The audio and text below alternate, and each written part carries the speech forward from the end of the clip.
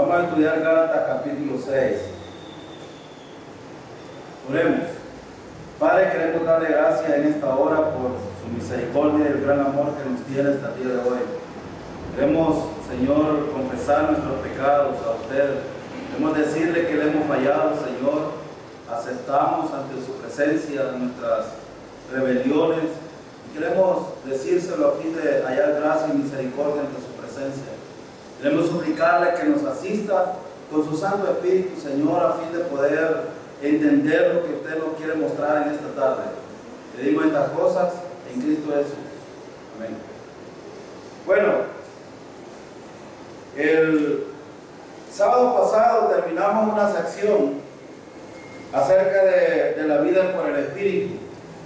Hoy vamos a hablar un poco acerca de servir en el Espíritu o sirviendo en el Espíritu. Vimos al final del último capítulo, o sea, el capítulo 5, que Pablo comienza a hablar del tema de servir en el Espíritu y que tenemos 11 mandamientos en este pasaje. Y el capítulo 5, versículo 26, habla de 2 mandamientos que son directos para creyentes. El primero es: no dejemos que la vanidad nos lleve a irritarnos y a envidiarnos unos a otros. El mandamiento es no dejar que estas cosas nos hagan perder la perspectiva de Dios en cuanto al servicio. Entonces, Pablo va a tomar un tema aquí muy importante acerca de la vida cristiana en cuanto a la labor que tiene un creyente espiritual. Y vamos al versículo 1 del capítulo 6 para ver algunas cosas que Pablo dice en este versículo. Dice Pablo: hermano, si alguien es sorprendido en pecado, ustedes que son espirituales deben restaurarlo con una actitud humilde, pero cuídense cada uno, porque también puede ser tentado. Restaurar al hermano, dice aquí. Fíjense, la vida de los creyentes es una vida de altos y bajos. Y como Pablo ha recomendado que la razón de la vida de un creyente debe de ser andar en el Espíritu y no en la carne. Pero si alguien anda en la carne o en pecado, como dice Pablo aquí, ¿qué debe de hacer un creyente espiritual? Restaurarlo. Y fíjense la conducta actual de un creyente en vista de lo que Pablo está exigiendo aquí, o pide Pablo como un mandamiento que debe de ser la actitud de un creyente que anda en el Espíritu. Y también este versículo va en dirección a los que son carnales. Es decir, cuando yo estaba leyendo este versículo estaba pensando, bueno, hay una actitud que debe tomar un creyente espiritual, pero hay una actitud que el creyente carnal no debe de tomar. ¿Por qué así? Bueno, este versículo 1 encierra muchas emociones. Y fíjense bien por qué digo esto de emociones. Porque nos muestra primero el amor de Dios. Fíjense por qué nos muestra el amor de Dios. Porque Dios no dice aquí, acábense el hermano, manden al hermano para la calle. No dice, fulminen al hermano. Es más, ¿cuál fue la recomendación en el capítulo 5? Voy a leer el versículo 15 del capítulo 5. Dice: pero si siguen mordiéndose y devorándose, tengan cuidado, no sea que acaben por destruirse unos a otros. ¿Cuál es la recomendación que Pablo hace aquí? No destruirse como creyentes. Pablo dice: no se destruyan, no pasen tratando de acabarse al otro hermano. Al contrario, la recomendación de Pablo en el capítulo 6, versículo 1 es restaurarlo. Ahora, si ustedes notan, el amor de Dios es diferente. Y aquí por eso hablaba acerca de algunas emociones. El amor de Dios va más allá de esas emociones. Porque cualquier creyente que vea a otro creyente en pecado, lo primero que puede hacer es acabárselo. Pero Dios dice, no, mejor restáurenlo. ¿Ven ustedes el sentido que Pablo trata de hacer aquí? Entonces dice Pablo, si un hermano cae en pecado, Dios quiere restaurarlo. De hecho, ¿quién es el que está recomendando esto? ¿Pablo o Dios? Dios lo está recomendando. Entonces ven que Dios tiene un equilibrio en cuanto a las cosas o cómo trata a los creyentes. Un creyente que anda en pecado debe de ser restaurado. Esta es la recomendación. La pregunta es, ¿por quiénes? Y aquí es donde a veces tenemos muchos problemas en cuanto a aplicar ciertos principios bíblicos a la vida de los creyentes. Si ustedes se fijan en el versículo 1, Dios quiere que el creyente que es carnal o que anda en pecado sea restaurado en vez de que sea destruido. Ahora, Él prefiere hacer esto antes que derramar su disciplina sobre él. Y por eso estaba hablando sobre la base del amor. ¿Por qué Dios recomienda a Pablo que diga esto a los Gálatas en este contexto? Lo está diciendo ¿para qué? Para que el creyente evite llegar a la disciplina de Dios. Y hay dos direcciones muy importantes aquí. Una, para el creyente, tomar la corrección de otro creyente que es espiritual, y también del otro creyente, tomar la acción que proviene de Dios a fin de ayudarle al otro creyente. ¿Cuál es el propósito? Evitar una disciplina. Y esto precisamente es el amor de Dios. Por eso Pablo empieza diciendo, hermano, si alguien es sorprendido en pecado, ustedes que son espirituales deben restaurarlo con una actitud humilde, pero cuídese cada uno, porque también puede ser tentado. Ahora, fíjense bien aquí lo que dice Pablo. ¿Qué dice, por ejemplo, en Juan capítulo 15?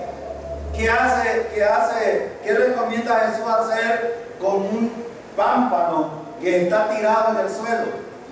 A veces ese pasaje de Juan 15 es tomado como que si lo cortan, lo echan al fuego, pierde la salvación. De hecho, Jesús no está hablando de eso. Cuando el labrador, el agricultor de viñedos, va y ve una rama que está tirada en el suelo y se empieza a pudrir, ¿qué es lo que hace? La levanta. ¿Para qué? Para que no afecte toda la rama o todo el árbol. Entonces, es la misma acción que Pablo está diciendo aquí en Gálatas que debe de hacer un creyente. Y en el sentido de Juan 15 tiene el sentido de dos sentidos. Uno, que si no lo hace el creyente, Dios lo va a cortar precisamente como una disciplina para elevarlo, para llevárselo. Pero la otra idea es que lo va a levantar, ¿para qué? Para que lleve mucho fruto. Entonces la idea que está dando Pablo aquí en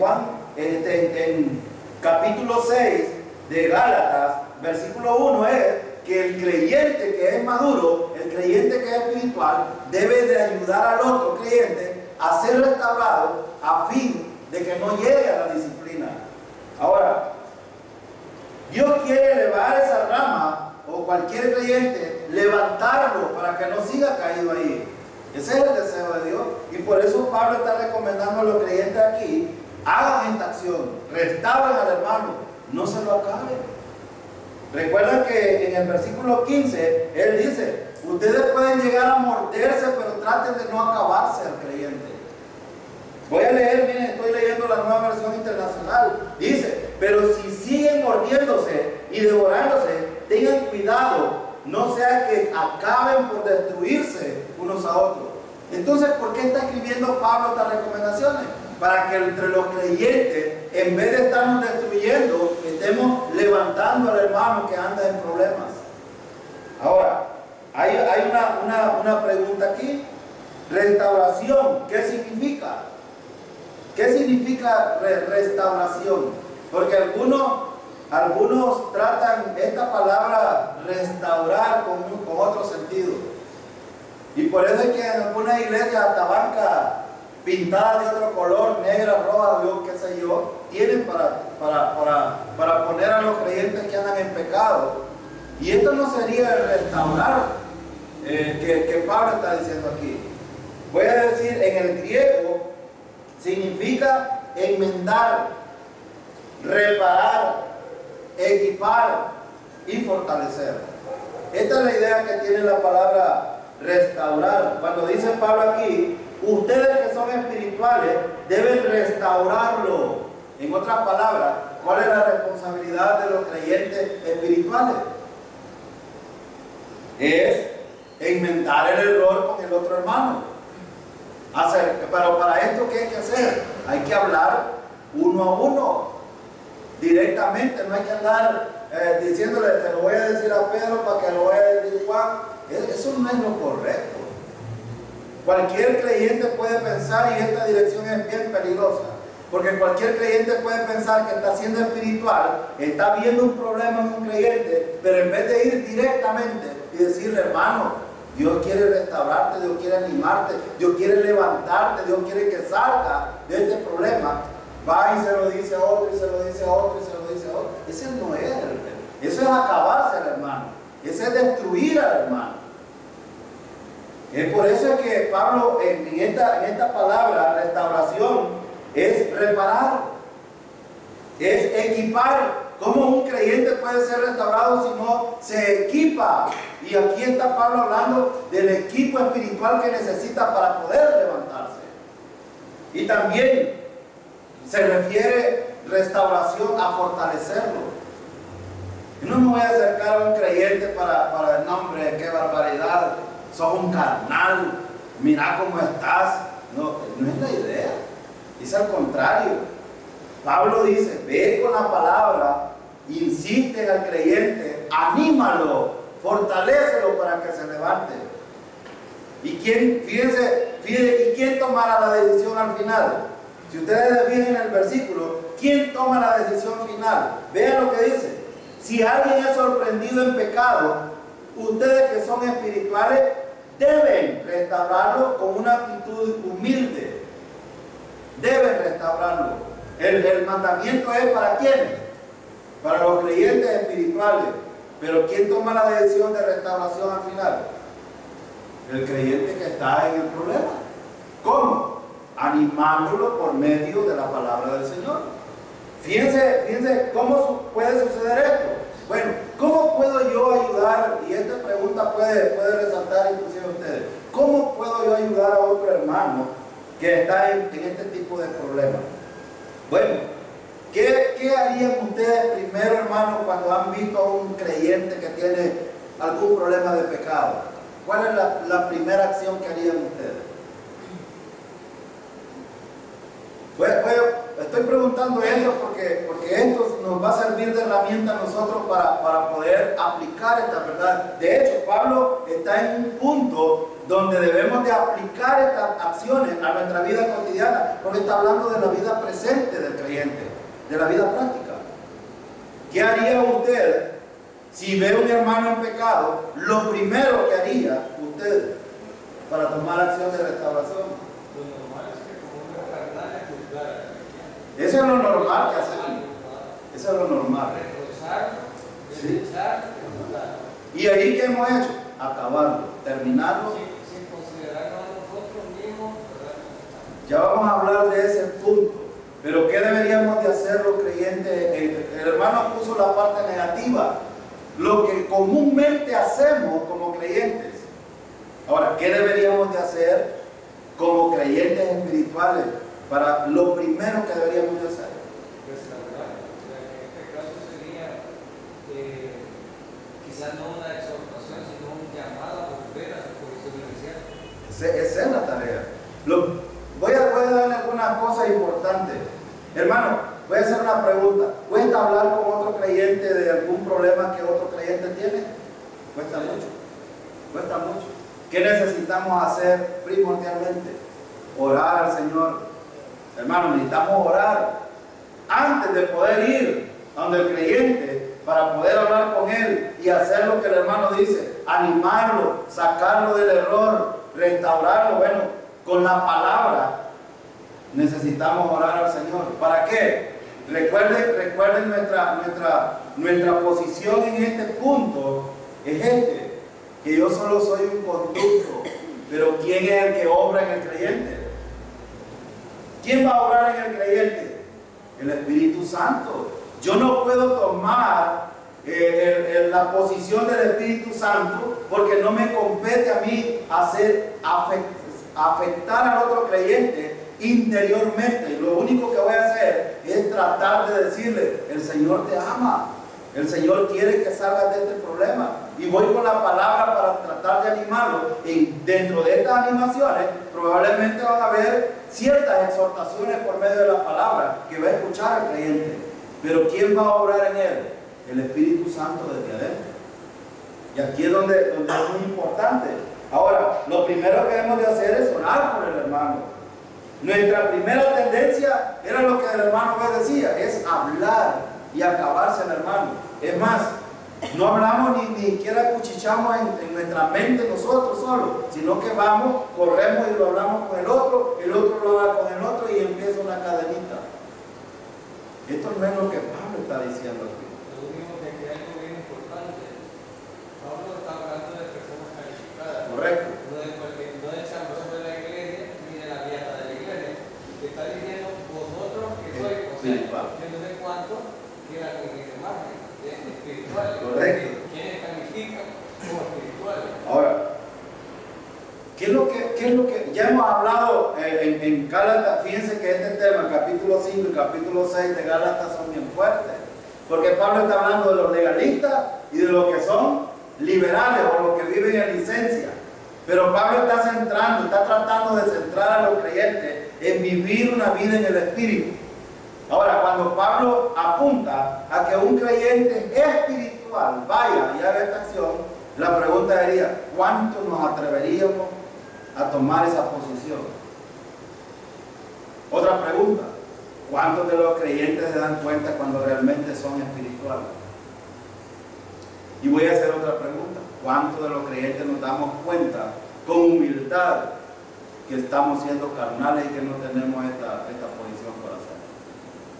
Aquí es donde está el punto. Ahora, ¿qué es importante aquí entonces hacer? Fíjense que Pablo, Dios es muy sabio y Dios dice: bueno, los creyentes necesitan ir a hacerse un autoexamen primero.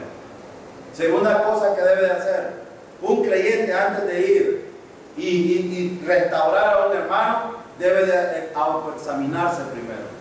¿Para qué? Para darse cuenta cuál es su condición en ese momento. Si es espiritual, adelante, va a ir con el poder del Espíritu Santo a hacer la obra. Pero si es carnal, ¿a qué va a ir? A terminarse el hermano. A terminarse el hermano. Este es muy importante. Hermano, Pablo manda a los creyentes a que nosotros mismos nos autoexaminemos cuál es mi relación que tengo con el Señor. Y casi siempre, ¿sabe qué va a suceder? Casi siempre nos vamos a dar cuenta que tenemos un problema delante del Señor. Siempre nos vamos a dar cuenta. Ahora la pregunta sería, el hermano B hizo este comentario: personas calificadas para hacerlo. La pregunta es: ¿quiénes deben de ser? Bueno, fíjense en el versículo. Hermanos, ¿a quiénes se refiere? ¿Se refiere al pastor? ¿Esta es una acción que debe de hacerla solo el pastor? ¿Es una acción que deben de hacer solo los diáconos? ¿Una acción que deben de hacer solo los maestros de escuela bíblica? ¿O es una acción para todos los creyentes? Es para todos. Ahora, aquí es donde entra la importancia de saber cuál es mi relación con el Señor y cuál es realmente mi condición en el momento para hacer esta acción. La restauración solo debe hacerse por aquellos que son salvos primero. Yo he oído gente que no es ni siquiera creyente que quiere restaurar, pero aquí hay algo importante. A mí me causó un poco de risa esto, cuando gente impía, no sé si a ustedes les ha pasado, gente impía quiere corregirlo a ustedes en algún problema. En la escuela yo paso un montón de dificultades como esta. Y hay una maestra que es muy difícil de tratar y es creyente. Y hay una madre de familia que cada rato la pasa corrigiendo y no es creyente. Y por eso me daba risa, porque Me daba risa en el sentido de que cómo es posible que un impío tenga la capacidad de equilibrar, de que la vida de un creyente debe de ser diferente a la que ellos viven. Pero esto es una visión pequeña de que los impíos tienen sobre la vida de un creyente. Entre los creyentes diferentes. Ahora, Pablo dice que deben de ser salvos primero. Y la otra condición es que debe de ser espiritual. Debe de ser espiritual. Entonces, no solamente dice hermanos, sino que también dice vosotros que sois espirituales. Noten que hay dos condiciones. Debe de ser creyente y debe de ser espiritual. Si no, no tiene la potestad. Si un creyente carnal quiere ir a restaurar a otro creyente, yo no recomiendo de que vaya a donde el creyente decide algo. No lo recomiendo. Debe de darse cuenta de que está siendo espiritual para hacerlo.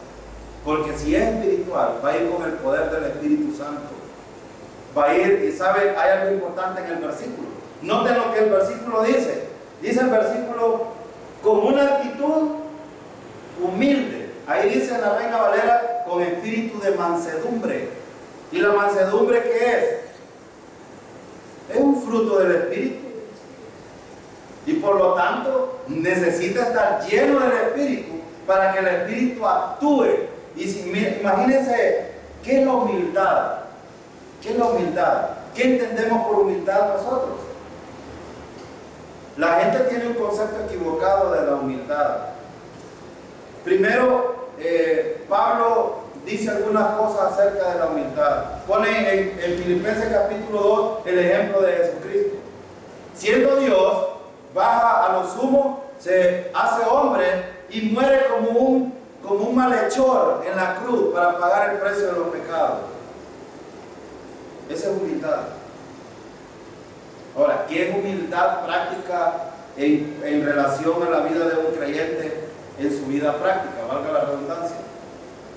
Es aceptar, es reconocer quién soy yo primero delante de Dios. ¿Cuál es mi posición? Y por eso Pablo, si ustedes se fijan, tres cosas dice en ese versículo que son importantes. Número 1, restauración. Número 2, tiene que ser espiritual. Número 3, debe de hacerlo con el poder del Espíritu Santo. Porque debe de verse el fruto del Espíritu en él. Ahora, no solamente es una cuestión de un asunto emocional aquí. Es un asunto espiritual que se mueve aquí. Ahora, lo que quiere decir este pasaje es que no solamente los pastores deben de hacerlo. Esto lo puede hacer cualquier creyente que es espiritual. Lo puede hacer. Pero hay algo importante también. Debe de restaurarlo y debe de hacerse con un espíritu de mansedumbre. Es decir, esto es parte del fruto del Espíritu. Mansedumbre quiere decir debilidad, hermanos. Porque algunos tienen este equívoco de que la mansedumbre, ser manso es ser menso. No es eso. O ser, es más, algunos de manso se pasan a tonto. Y esta palabra en El Salvador es bien fuerte, pero es la misma, insensato, es la misma palabra. Y no es eso. Fíjense que la mansedumbre no va a llevar a una persona a hacer lo indebido o a hacer lo incorrecto. Es más, lo que quiere decir es poder bajo control. Una persona siendo tomada en el Espíritu Santo va a tener dominio propio, va a tener un equilibrio para poder tomar esta acción. Y es lo que caracteriza la vida de Jesucristo. ¿Cristo hizo un equilibrio, hermano, o no lo hizo? Sí, ya vimos muchos ejemplos. Yo la vez pasada fuimos a varios capítulos de la actitud de Jesucristo. Cristo hizo la voluntad de Dios siempre y se colocó en el primer lugar haciendo la voluntad de Dios. Por eso, ahora, por eso podemos ilustrar la restauración de un creyente como un médico que está realineando. Por ejemplo, imagínense que yo me quebrara mi mano ¿Y qué es lo que hace un médico para poner firme los huesos quebrados? Primero hace una cirugía y coloca los huesos de tal manera que queden en la misma dirección. ¿Para qué? Para que se restauren. Pero eso es lo mismo que está diciendo Pablo aquí. Ahora, un médico va a tratar como tratan los sobadores aquí en Chapeltique, que lo agarran a uno, aquí te agarran y lo mangonean y no sabe uno si realmente que son sobadores o qué, pues. Pero realmente el médico va a tratar con cuidado. Es decir, va a tratar la cosa con delicadeza. Va a tener mucha, digamos, ligereza en el sentido o fijeza de cómo va a ser la acción para poder restaurar el hueso. De esa misma manera, un creyente espiritual debe de tratar al otro creyente. Y la mansedumbre también lleva, recuerden que cuando hablamos del fruto del Espíritu, estamos hablando de 9 acciones del Espíritu enmarcadas en una sola función.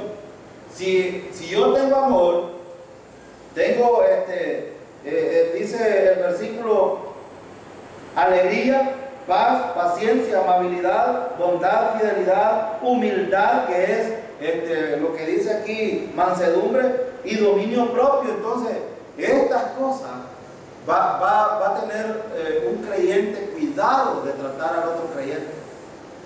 Entonces, aquí es donde necesitamos nosotros autoexaminarnos a nosotros mismos para ver cómo es que vamos a tratar a este creyente. Ahora, hay otra cosa importante. ¿Por qué esto es tan importante? Porque todos nosotros necesitamos, hermanos, en cualquier área de nuestra vida, ser restaurados. Miren el versículo como dice al final. Dice el versículo, dice, con una actitud humilde, pero cuídese cada uno, porque también puede ser tentado. En otras palabras, Pablo está diciendo, cuando usted va donde el hermano y lo restaura, tenga cuidado porque a la vuelta puede pasarle lo mismo. Voy a poner un ejemplo. Imagínense que ustedes van y vieron en pecado al hermano y le dijeron lo que estaba haciendo, pero de repente una semana después están haciendo lo mismo ustedes. Ahora, ¿quién necesita restauración? El que fue a restaurar al otro hermano. Entonces, por eso Pablo está diciendo aquí, hay que tener mucho cuidado, dice Pablo, porque uno puede ir a restaurar al hermano, pero a la vuelta estar en el mismo problema también. Y por eso, porque es importante la pregunta, porque todos nosotros necesitamos ser restaurados día tras día. Todos necesitamos ser restaurados. Y cuando digo todos, algunos se pueden escandalizar cuando ven esto en el medio, pero es que, hermanos, los pastores también necesitan ser restaurados. Claro que sí. Pero hay pastores que les gusta escuchar, la mayoría no les gusta escuchar. Los diáconos deben de ser restaurados, claro que sí. Los maestros deben de ser restaurados, claro que sí. Todos los creyentes somos y necesitamos ser restaurados. Todos los creyentes.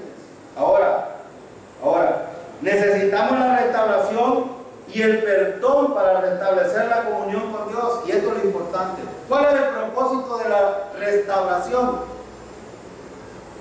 ¿Cuál es el propósito? Buscar la comunión con el Señor.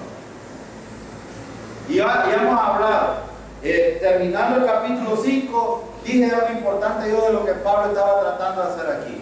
Si yo aprendo a tener una comunión con el Señor, una buena relación vertical, entonces mi relación horizontal va a ser buena con los demás.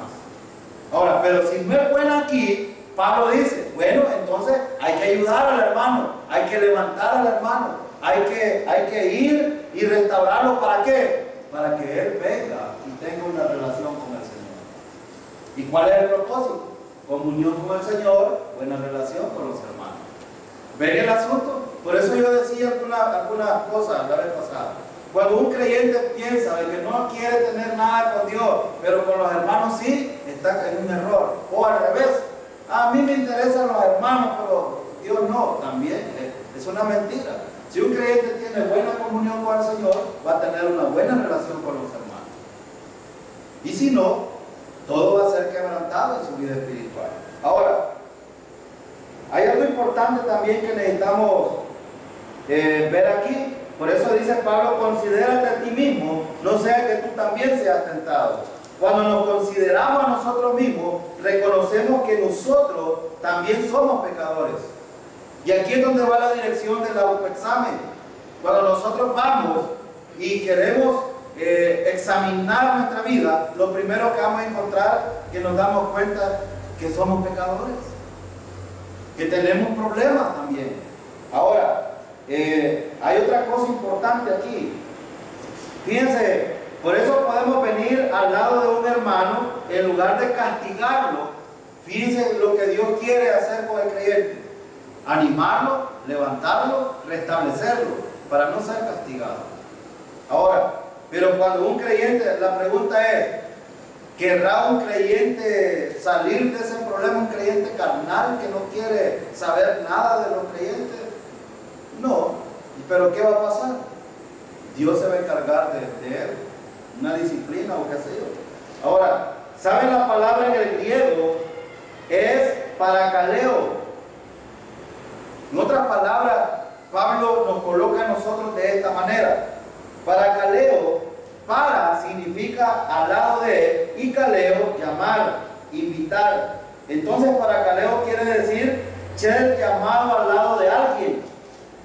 En otras palabras, Dios nos está llamando a nosotros a ponernos a la par de el otro hermano. Y así es como vamos a restaurar a alguien bajo la gracia. ¿Cómo así? Paracaleo tiene una acción muy importante, porque cuando yo voy a restaurar a alguien, me voy a colocar en la misma situación de él. Si yo voy a acabarme el hermano, ¿qué estoy diciendo? Que este es un desgraciado, pero que yo soy una chulada. Pero paracaleo, ¿qué está diciendo? Ponte a la par de él o al lugar de él. Es decir, no está diciendo compárate a él, sino está diciendo considérate como que si fuera él. ¿Para qué? Para que lo trate con un espíritu de mansedumbre, para que lo trate correctamente. Entonces, también en el versículo 2 vemos algo importante. Noten lo que dice el versículo 2: aliviar personalmente las cargas de los creyentes. Este es otro mandamiento para los creyentes. Versículo 2: ayúdense unos a otros a llevar sus cargas, y así cumplirán la ley de Cristo. ¿Cuál es la recomendación de Pablo, el mandamiento aquí? Ya llevamos 3 mandamientos. Ayúdense los unos a los otros a llevar las cargas. La palabra, el verbo aquí es varos, y quiere decir abrumaciones de otros. Hermanos, ¿los creyentes tenemos problemas? Claro que sí, muchos problemas. Todos los creyentes tenemos problemas. En el versículo 1 los creyentes caen debido al pecado. En el versículo 2 se habla de las pruebas, de las dificultades en la vida de un creyente. Estas cargas pueden ser la salud de un creyente, la situación económica, un problema social en el trabajo, cualquier otro problema. Pero aquí hay algo importante. ¿Cómo puede un creyente ayudar a otro creyente si no sabe lo que le pasa al creyente? Aquí tenemos, en esta iglesia tenemos un día en el cual venimos a contar nuestras tristezas, nuestras alegrías, nuestras penas, nuestras necesidades, nuestros problemas, con confianza, y venimos a ponerle las cargas al Señor. Ahora, esta es la manera de cómo ayudar a otro hermano. Algunos pueden decir, pero yo ¿cómo le puedo ayudar al hermano realmente en este problema? Hay algunas cosas en las cuales podemos ayudar directamente y otras veces indirectamente. Pero la primera ayuda que un creyente puede dar a otro creyente que tiene cualquier problema en su vida cotidiana, es orando por él, orando por ese problema que tiene. Y en la medida que puedo, voy y me ofrezco para poder ayudar en esta dificultad. Esto es lo que Pablo está diciendo aquí. Ahora, estas cargas, los legalistas, cuando ven este versículo, se alegran. ¿Saben por qué? Porque el legalista siempre anda buscando un pretexto de una ley para aplicar. Y el versículo que dice, ayúdense unos a otros a llevar su carga y así cumplirán la ley de Cristo. La ley de Cristo está hablando de la ley de Moisés o una ley diferente. ¿En qué se basa la ley de Cristo? ¿En qué se basa la ley de Cristo, hermano? Hay algunos que dicen, amémonos de corazón. ¿Verdad que ganan decir esto? De hecho, la ley de Cristo se basa en el amor. Probablemente tú, yo, cualquiera de nosotros, los que estamos aquí, cualquier creyente, inclusive que nos oye o nos ve por este medio, pueda pensar que no puede ayudar a otro creyente,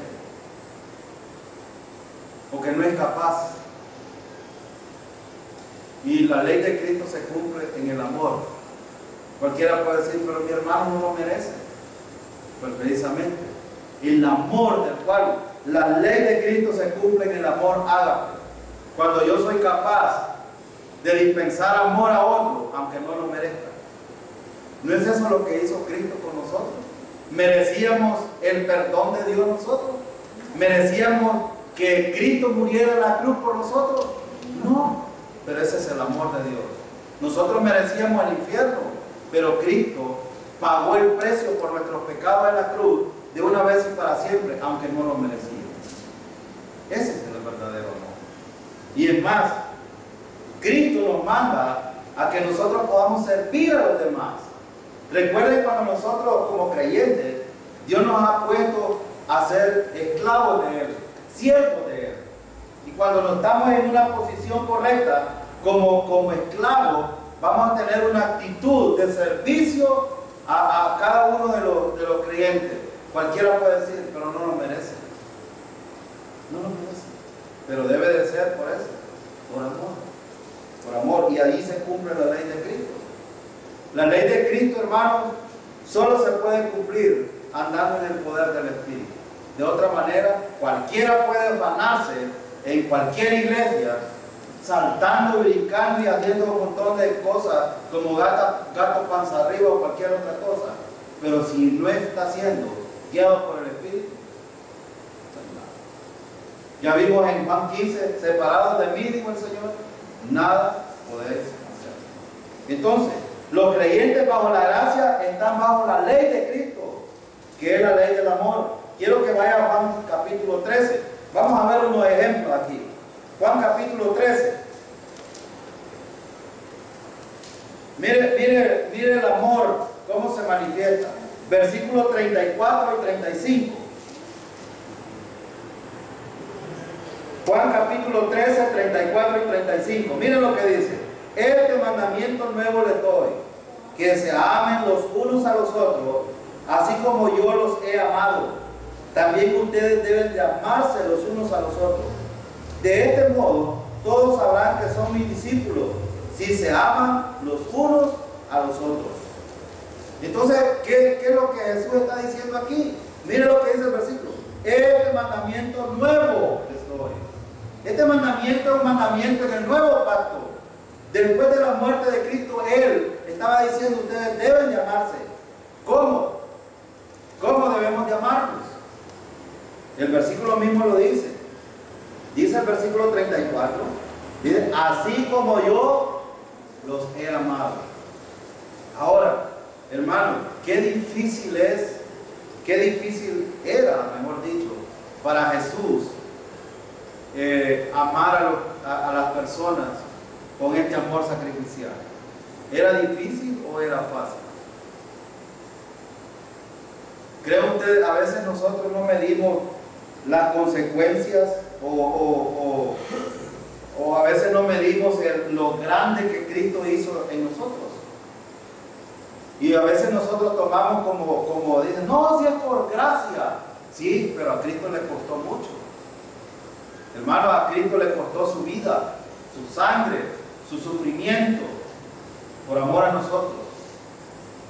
Pues ahora la pregunta es, ¿cuántos de los creyentes tienen el valor, la valentía, el deseo de poder amar a otro con amor sacrificial? Sacrificarse por los otros creyentes. Esto debe de ser realmente el deseo de un creyente. Vaya a 1 Corintios capítulo 9. 1 Corintios capítulo 9. Versículo 21. Mire lo que dice el 21. Entre los que no tienen la ley, me volví como los que están sin ley, aunque no estoy libre de la ley de Dios, sino comprometido con la ley de Cristo, a fin de ganar a los que están sin ley.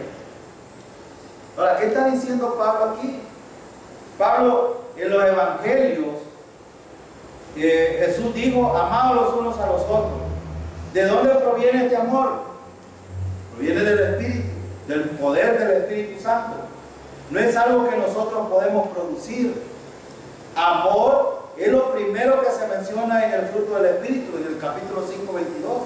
Ahora, si amamos a alguien, no vamos a robarle, es verdad. Si amamos a alguien, no vamos a mentirle. Si amamos a alguien, no vamos a herirle. Si amamos a alguien, no vamos a matarle. Si amamos a alguien, no le vamos a quitar el dinero, como hacen muchos pastores en algunas iglesias. Da lástima ver gente allá afuera que hasta le llegan a las casas a cobrar los diezmos. No les da vergüenza a los pastores hacer esto.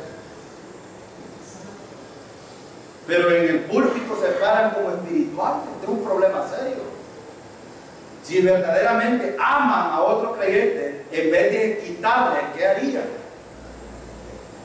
Y no dice Jesús mismo que más bienaventurado es dar que recibir. Entonces este es el amor. De esto está hablando Cristo aquí. Necesitamos la ley para entender que todas estas cosas son erróneas y que no debemos hacerlo, hermano.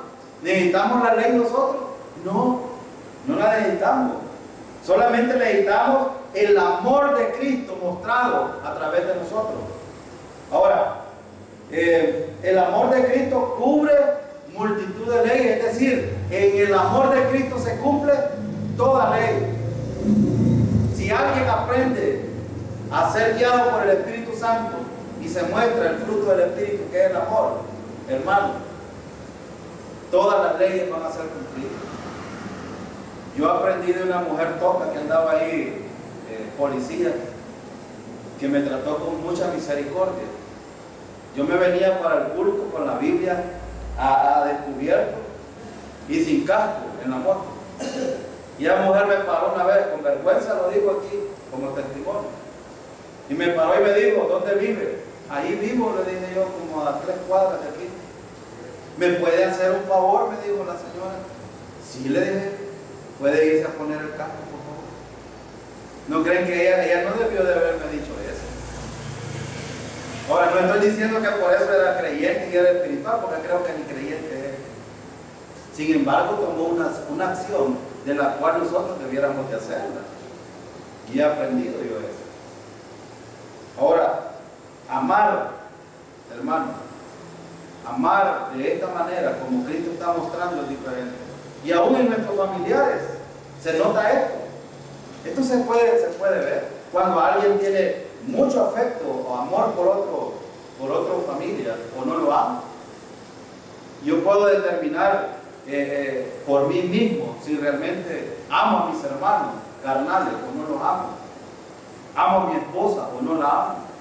Yo me puedo dar, yo no sé usted, yo estoy hablando de mí.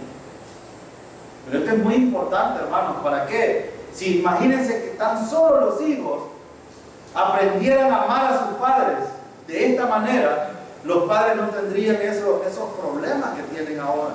Y los hijos no se metieran en los serios problemas que tienen ahora. Y si el esposo aprendiera a amar a su esposa no tendríamos el serio problema que tenemos como parejas a veces los mismos creyentes. ¿Ven? O sea, son asuntos, como estamos hablando de asuntos prácticos, son asuntos muy delicados que resaltan aquí, pero es muy importante esto. Ahora, pero bajo la gracia debemos exigir más de nosotros mismos para aliviar las cargas de otros. ¿Cómo puedo yo aliviar la carga de otro si no lo amo? No puedo. Pero si lo amo, puedo ayudar al otro creyente. Versículo 3 y 4. Miren lo que dice. Si alguien cree ser algo cuando en realidad no es nada, se engaña a sí mismo. Aquí hay algo importante, hermanos, que necesitamos hacer entonces. La perspectiva de la gracia produce humildad. La perspectiva de la gracia produce humildad. Y ya dije que humildad. El legalismo produce orgullo. Y el orgullo se muestra cuando dice, no, yo puedo, yo hago, yo hice. El humilde en la gracia piensa de otra manera, hace ver a un creyente de otra manera. Ahora, ¿cómo debemos de pensar nosotros mismos? Hermano, ¿cómo debemos de pensar nosotros mismos? Y Pablo dice un principio, no recuerdo en qué, dice que no debemos de pensar, o debemos de ver a nuestro hermano como superior a nosotros mismos, es lo que dice Pablo. Ahora la pregunta es, ¿cómo pienso yo de mí mismo? Ese es el punto. Ahora, si ustedes notan, Pablo siempre lo manda a uno ¿a qué? A autoexaminarse. Mírate tú mismo. Piensa tú mismo quién sos, quién eres, cómo actúas. Ahora, ¿somos algo por nosotros mismos, hermano? Nada.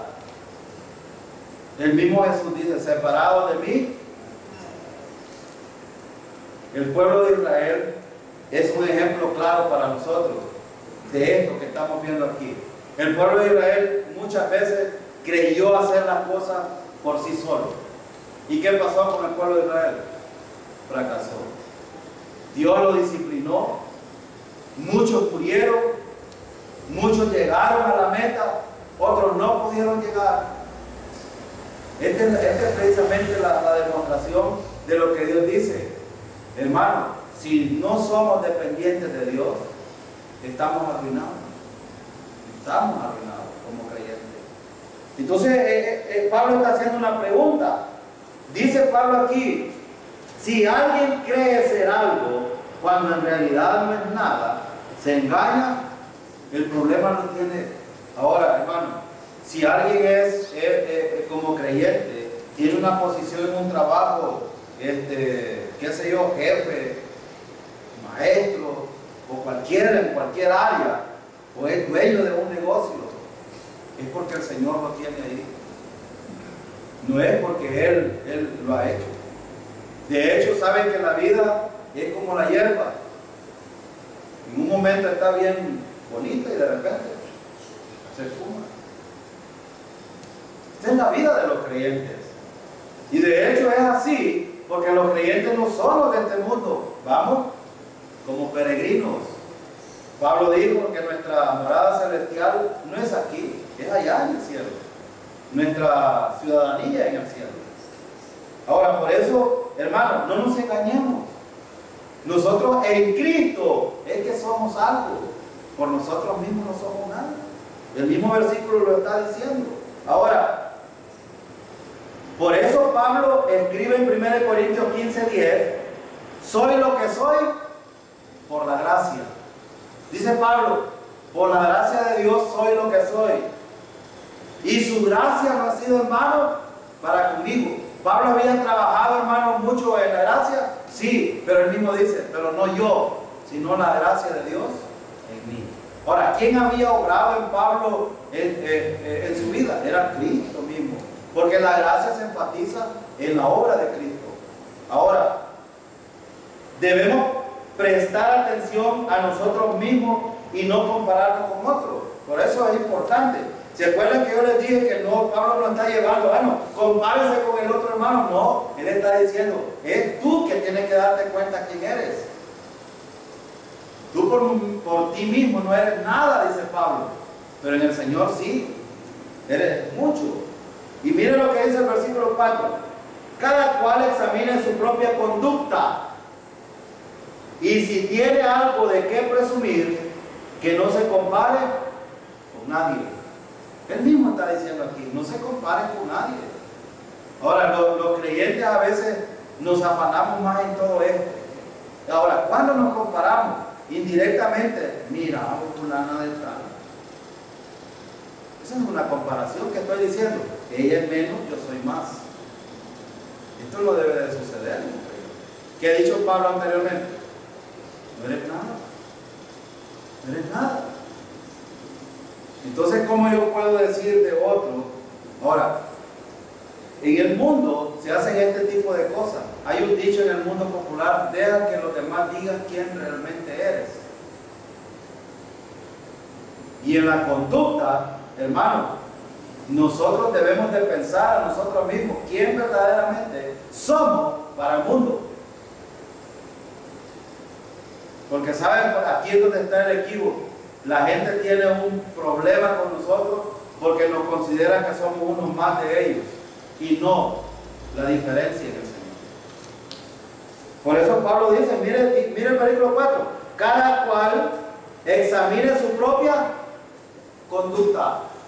Él está hablando de la manera de actuar.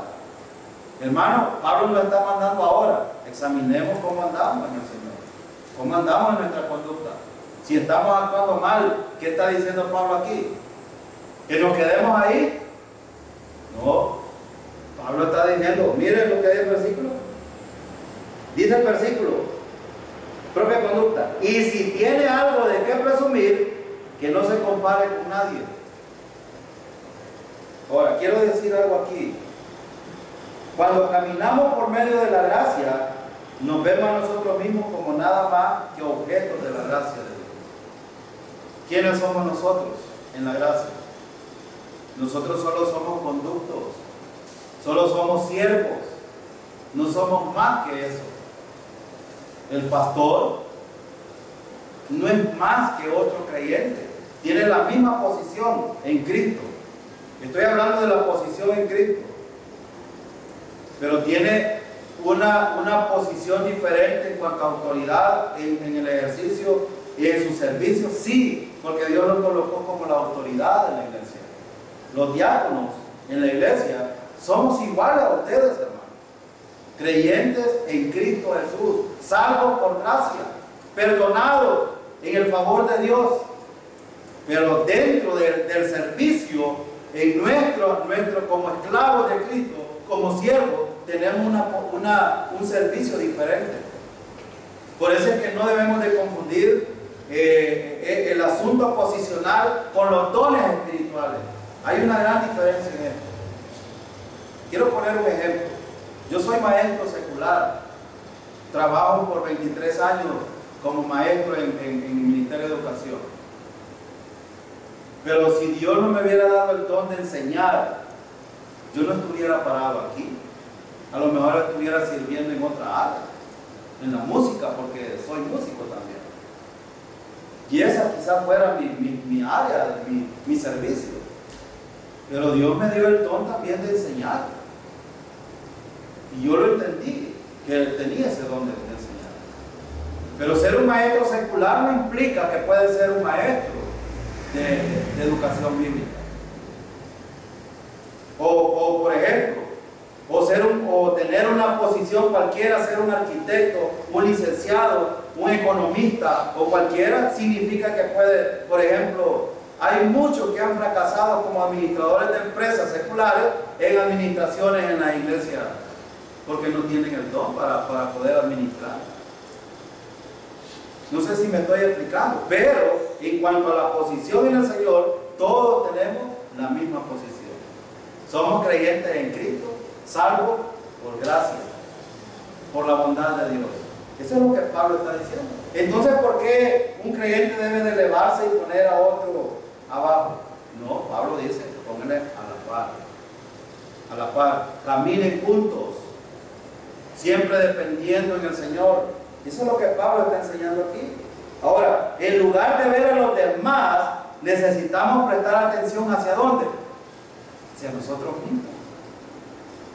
Y aquí es donde yo por eso hacía énfasis en el autoexamen.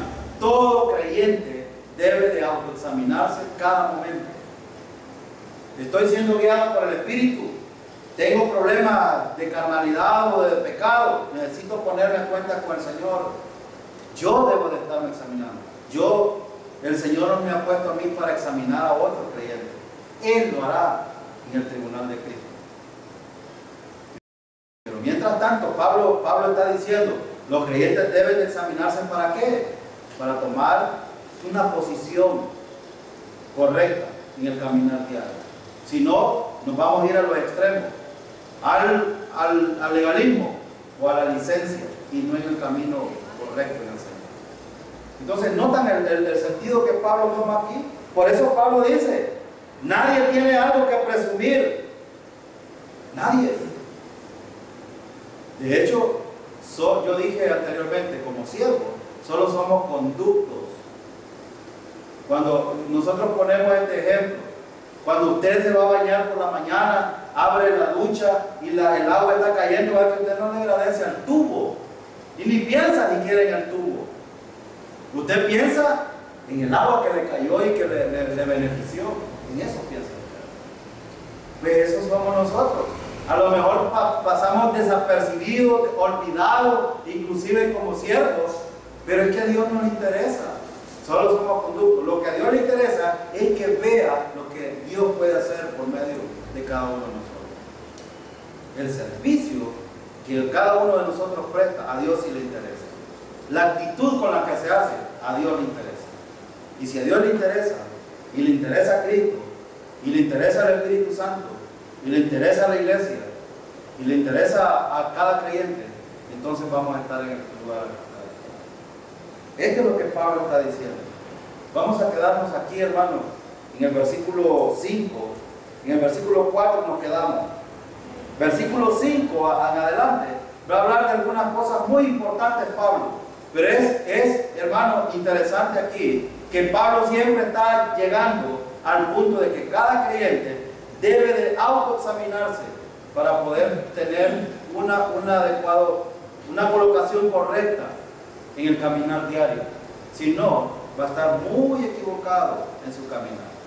Y esto es beneficioso para cada uno de los creyentes. El más beneficiado, cuando un creyente es capaz de ver verdaderamente quién es él y actúa con humildad, va a ser el mismo creyente. Y Dios va a recompensar esta actitud en el tribunal de Cristo.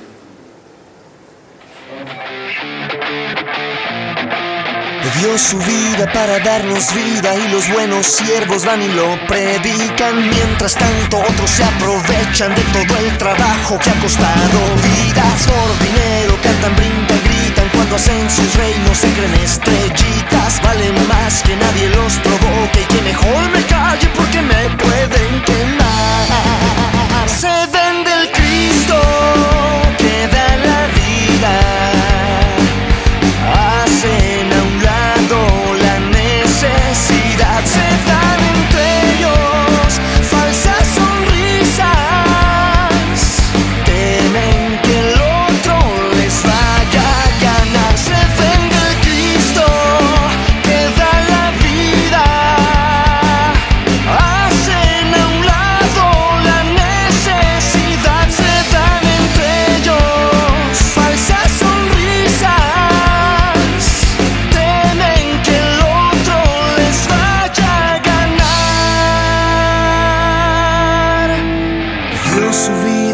Darnos vida sin vendernos nada.